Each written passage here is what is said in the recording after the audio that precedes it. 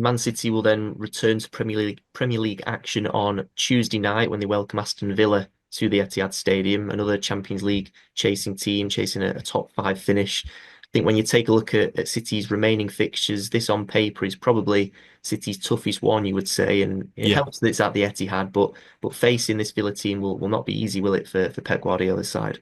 No, they've got Champions League to chase. I mean, obviously at that point they'll know whether they're in the Champions League or not. As we're talking, they're about to play PSG tomorrow.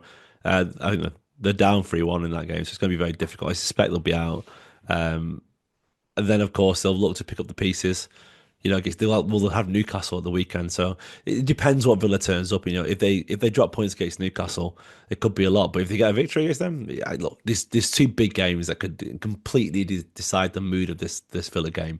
I do think the Villa side that turns up depends on the two results from PSG and from Newcastle. But having said that, we all know the quality. Watkins back in form a little bit at the moment. Rashford's obviously been playing for the middle, but Watkins scored a lovely goal off the bench the other day, and which led to a comfortable victory.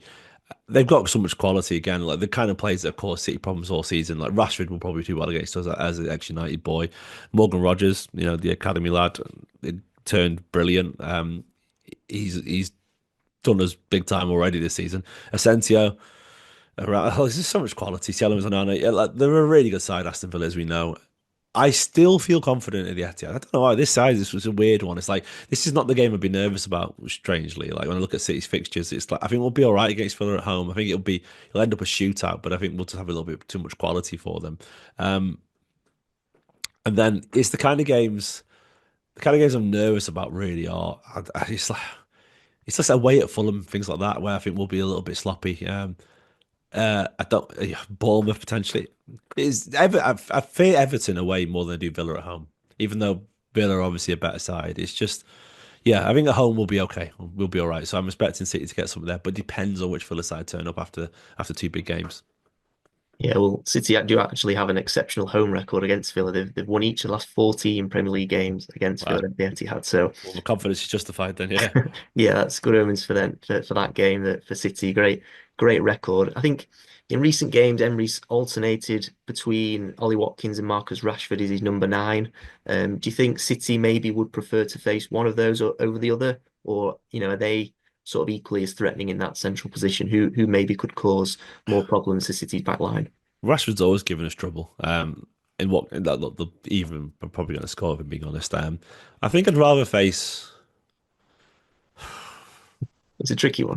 Probably Watkins. I Yeah. think there's something about Rashford. I'm a firm believer in narratives and like, I think Rashford will probably play. He'll probably play on the left. I think he'll probably play both of them. To be honest, Yeah, you could Like, play Rashford on the left and Watkins down the middle. yeah, I think he'll It's probably do possible. that because and obviously it depends on injuries and form and so on after those two games. But I think he'll probably play both because there's not a manager in the world who won't try and play your United player who's on loan against City. Look, they all choose that card because it's easy.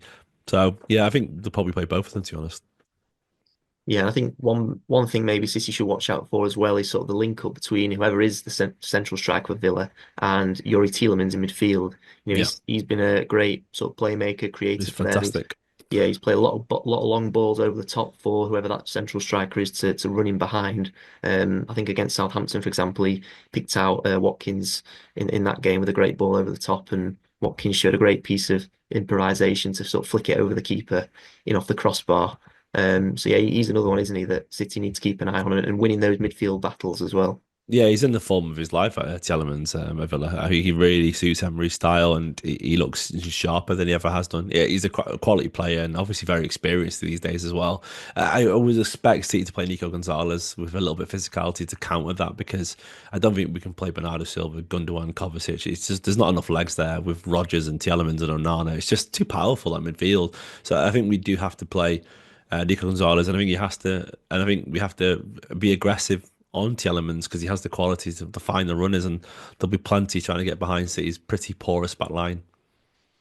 Yeah, and going back to Watkins and Rashford, obviously two very pacey attackers. Do you think Guardiola could therefore be tempted to name Cousinov at centre back, to sort of compete with that? We all know he's got electric pace. He can cover so much ground in a short space of time. Do you think that's possible that he brings him in for this one? Yeah, absolutely. I mean, he's been out of the team for a few games now, which is a surprise given he was absolutely excellent. I mean, it's probably just Guardiola. just mixing things up a little bit, taking him out of the limelight, just preferring other options.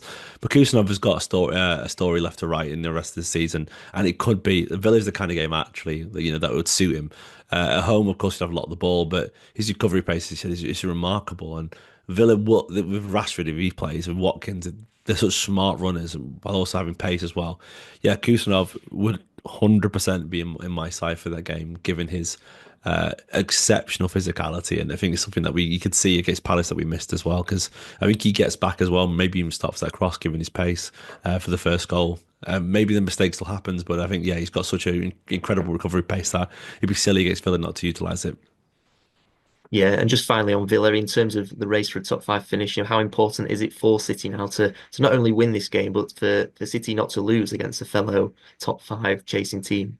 Yeah, look, if we beat Everton and even a draw against Villa, I would massively fancy our chances because this is the reason I'm feeling pretty confident. Is I think we will beat Villa at home, and look, a couple of victories in these next two victories, I'd almost certainly say that City are going to make it at that point because the others, as you said, it would have been taking points off Villa, and look, Villa or Newcastle, they're going to take points off each other somehow before City play this game.